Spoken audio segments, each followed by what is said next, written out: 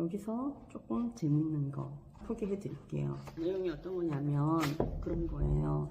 예전엔 추석 때 해외로 여행을 가면 그런 말을 했죠. 쟤들은 조상도 없나? 제목, 그게 다 조상님 덕입니다. 그리고 이런 것도 좋아요. 환대에도 멸시에도 굴복당하지 않는 자들이 있어요. 그들이 이긴 자예요. 이긴 자들은 누가 나를 환대해도 멸시를 해도 관심 없어요. 굴복하지 않죠.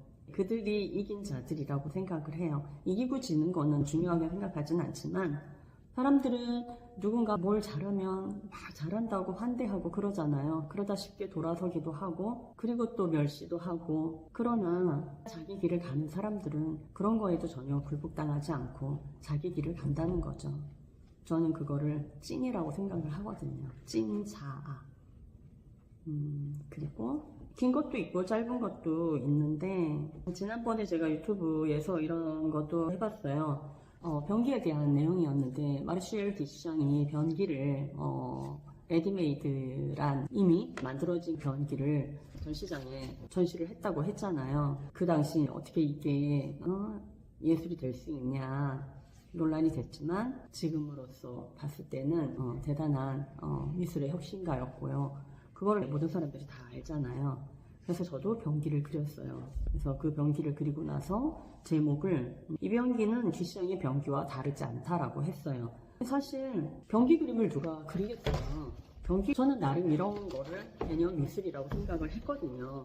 현대에 와서는 어떤 미술의 형식이 없어요. 그게 포스트 모더니즘의 양상이라고 보시면 되는데, 모든 것들이 다 해치가 된 거죠. 그래서 단순한 회화가 아닌, 그리고 평면 회화가 아닌, 칼로 긋기도 하고 또 다른 모서리에다가 설치물을 하기도 하고 바닥에다 놓기도 하고, 그런 미술들이 다양하게 펼쳐지는데, 그렇다면 나도 변기를 그려봐서 이 변기하고 디슈샹의 변기하고 다르지 않다라는 거를 증명을 하려고 한 거죠.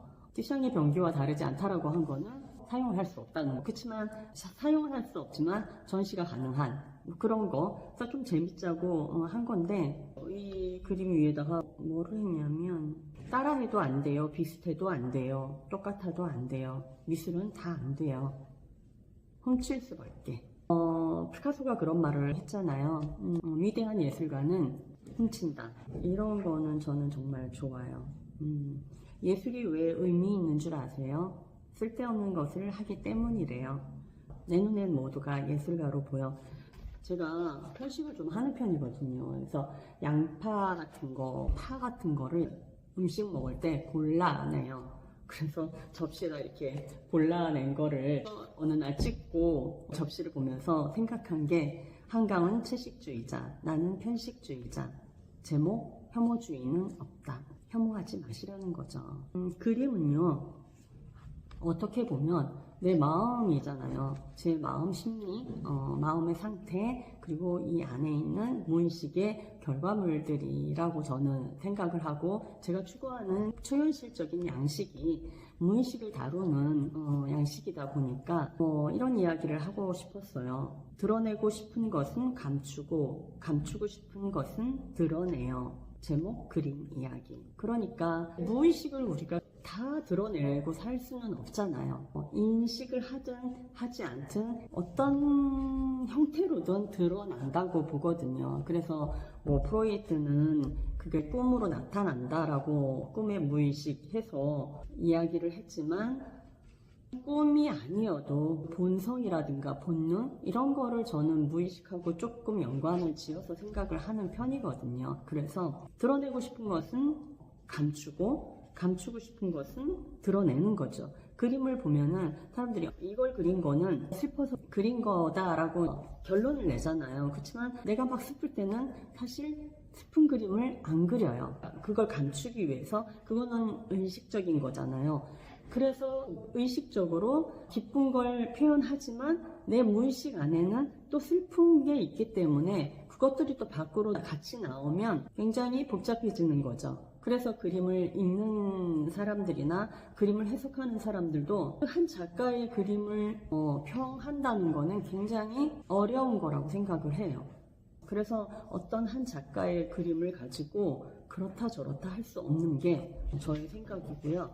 여기 보면은 제가 그림 잡는 AI라고 따로 페이지를 만들어서 11점 정도 되는 그림을 챗GPT한테 이 그림 해석해줘 얘기하면 얘네들이 그림을 보고 이야기를 해줘요. 제가 유튜브에도 몇 개의 그림들을 그렇게 한 적이 있는데 이것이 제 의도하고는 상관이 없어요. 단순히 그림만 보고 얘기를 해요. 표면적인 거. 그 표면적인 거를 보고 예전에 고전 미술에서 낭만주의 미술에서 사용해왔던 레퍼런스들을 통해서 해석을 해준단 말이에요. 추상적인 형태로 이루어졌고 어두운 배경은 이 사람의 내면의 분위기가 어둡고 내면 세계의 탐구를 상징하는 것으로 해석할 수 있습니다 라는 이런 말들을 너무나 장황하게 늘어놓는 거예요. 그러면은 누가 이걸 봤을 때 와, 대단한 그림이다 라고 생각이 들 거예요. 근데 이거는 또 누군가의 평도 아닌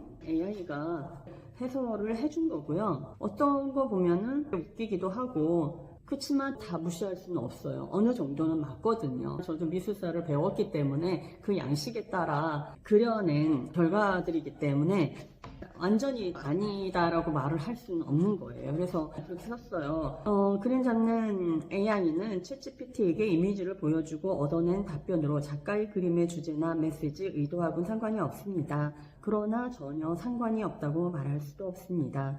챗GPT의 그림 설명은 미술 양식으로 본 데이터의 결과물이지만 그 역시 챗GPT의 관점입니다. 따라서 현대 미술을 감상하는 모든 관람객도 열린 마음, 주체적 관점으로 보아주기를 바라는 마음으로 그림 잡는 AI를 별도 첨부했습니다.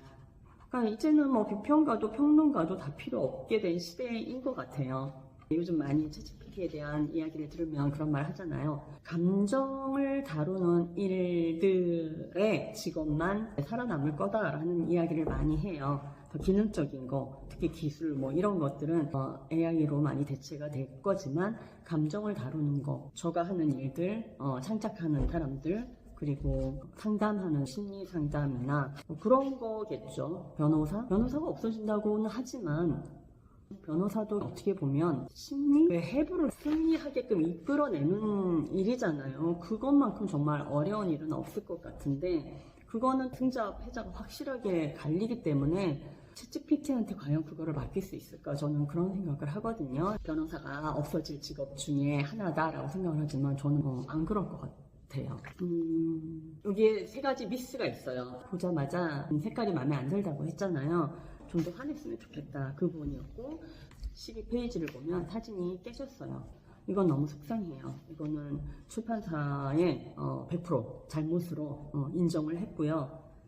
저는 사진이 어마어마하게 많고 써놓은 아직도 이만큼의 분량들이 더 있어요. 충분히 있는데 이렇게 될 줄 알았으면 사진 이거 안 넣어도 됐고 이 깨진 부분은 책을 사서 보는 분들한텐 굉장히 죄송스럽죠. 그리고 또 한 가지가 있었는데 71페이지 보면은 그런 내용이 있거든요. 남편은 한 번도 날 비난한 적이 없어요. 그럼 싸움은 일어나지 않겠군요. 아니에요. 바로 공격에 나서죠. 그리고 제목, 싸움의 기술 이렇게 했어야 되는데 바로 뒤에 보면 텍스트는 회화에 자주 등장해요. 상징이나 레퍼런스를 이용하거든요. 내가 쓰는 세상에서 가장 짧은 소설은 소설과는 전혀 상관없어요. 오히려 현대미술의 개념적 시도라는 데 의미가 있어요. 제목, 포스트 모더니즘. 두 개의 짧은 소설로 갔어야 되는데 지금 이게 딱 붙어 있어요. 얘네들이 붙어 있나? 이상하게 생각할 수도 있겠어요. 저도 마지막 편집 교정 때 확인하지 못했던 거라 제 실수고요. 그리고 이 표지에 보면은 이런 짤막한 글이 있어요. 한번 읽어드릴게요. 근거 없이 빛나는 것들이 있다. 예를 들면 깨진 유리 조각이 햇볕에 반사된다거나 하는 어쩌다 우연히 그렇게 깜빡 빛나고 싶다. 근본 없이. 저는 근본 없는 걸 좋아하거든요. 근본이 그렇게 중요한 것도 아니고 제가 언젠가 정체성에 대해서 이야기를 했을 거예요. 정체성을 찾다,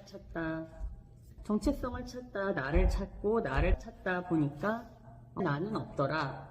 결론은 그거예요. 그래서 우리가 근본을 따지고 이러는 것도 결국은 의미가 없다라는 생각이 들었어요. 근본 없는 거 좋아합니다.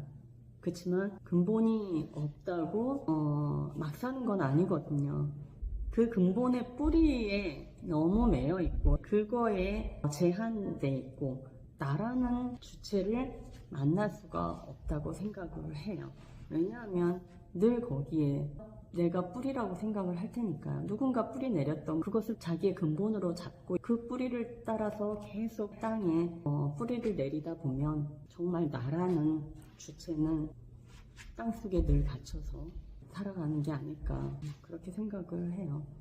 그리고 내년의 키워드를 2025년 키워드를 아직 생각을 안 했어요. 생각이 너무 많다라기보다는 사실 생각이 없어졌어요. 어떤 키워드를 갖고 사느냐 그게 이제 문제가 안 되는 것 같고 그동안에 2017년부터 쭉 키워드를 가지고 해마다 살아왔고 작년에는 그거였잖아요.